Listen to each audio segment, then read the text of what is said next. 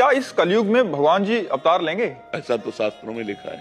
भगवान के कल की अवतार की चर्चा आती है शास्त्रों में, तो ऐसा लिखा है भगवान लेंगे। पर वो जब बहुत विकराल कलयुग बढ़ेगा। अभी 4,32,000 वर्ष कलयुग की आयु है। अभी तो 32,000 नहीं क्रॉस किया है।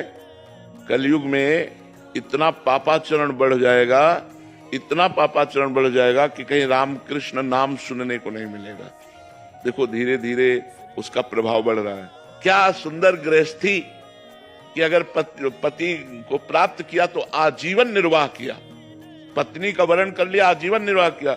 यहाँ लव मैरिज होता साल भर में डिवोर्स हो जाता है। कलयुग का प्रभाव देखो, कहा कलयुग का प्रभाव देखो। अब कैसे कैसे भयंकर रोग बढ़ रहे हैं, कैसी कैसी भयंकर व्यवस्थाएं हैं।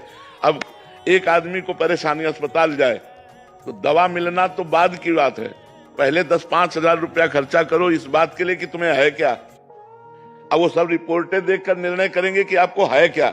इसके बाद उसकी फीस दो डॉक्टर की, फिर दवा दो, और फिर 2-4 दिन बाद आओ, तब वो देखेंगे दवा का प्रभाव क्या पड़ा, जांच करवाओ।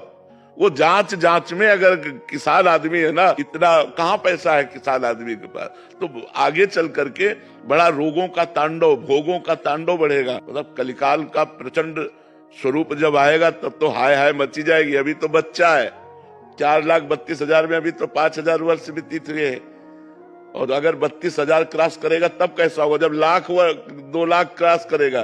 तो अब लिखा है कलिकाल बिहाल किए मनुजा, नहीं माने को अनुजा तनुजा। बेटी बहन का भेद खत्म हो जाएगा, पशुवत भोग आचरण शुरू हो जाएंगे, तांडव राक्षसी स्वभाव का। जब ऐसा महाभयंकर पापाचरण होगा तो उस समय भगवान का अवतार हुआ, कल की अवतार। फिर वो दुष्टों का विनाश करके तब फिर सतयुग आ जाएगा।